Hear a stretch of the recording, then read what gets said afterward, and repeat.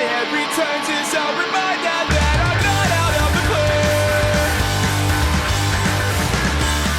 blue. Hey, so I'm Rob Barber for Punktastic. I'm here at Reading Festival 2016 with Toby from Trash Boat. Toby, how you doing?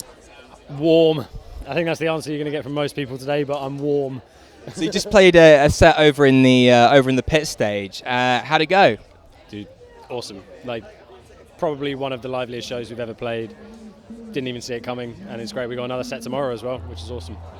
Just about recovered from the heat in time for that one. Not really, but apparently it's raining up there, so Well, it is the north. yeah, that'll make it a lot easier. But yeah, no, it was awesome. Really good day. So what's the highlight of your year been so far? Our release tour.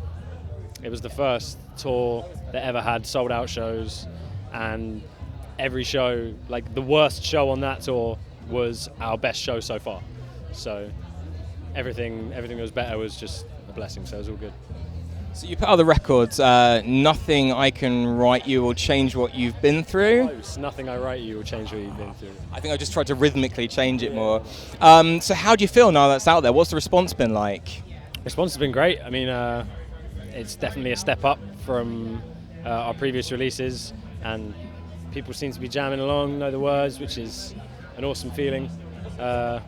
Yeah, very proud to have it out. Finally have it out. Like, we were sitting on it for so long, and when we had it and we couldn't release it, and we had like a specific date, and I was just listening to it, just like, I just want to get this out. I just want to get the singles out, but it's out now. So What's that feeling like when you've been sitting on a record for that long and you're waiting for the release? Like when that finally actually lands, what's that like?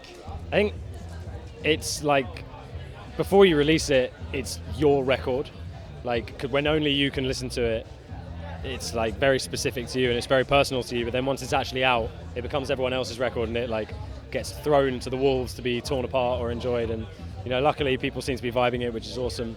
Like I had my favorite songs, but other, like, the public have like totally different favorite songs, and that's great. It's great that people have their own opinions of it.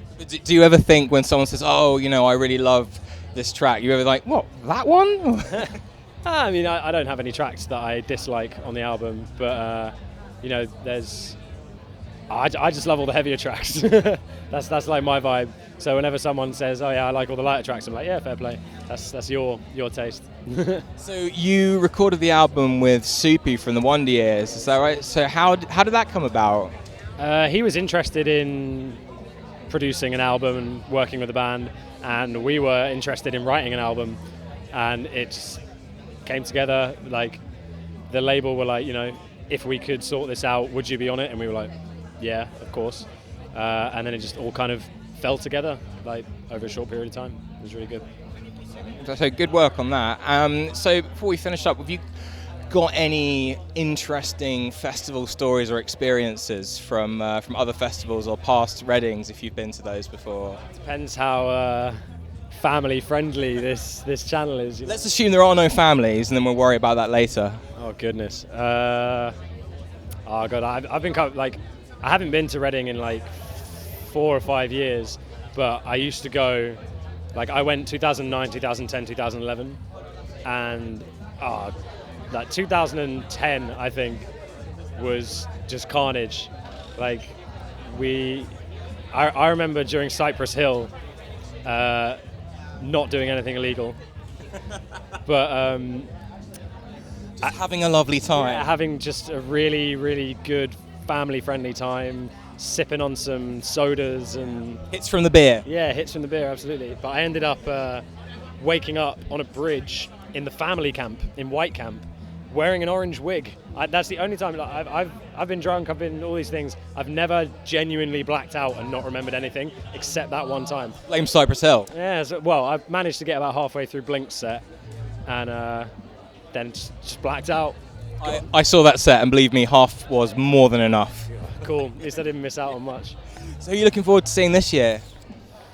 We get to repeat tomorrow at Leeds. I'm probably going to go see Boy Better Know, just because I like Boy Better Know. Catch LTA if I can. I'm gutted that I'm currently missing Citizen, but I'll probably see it tomorrow.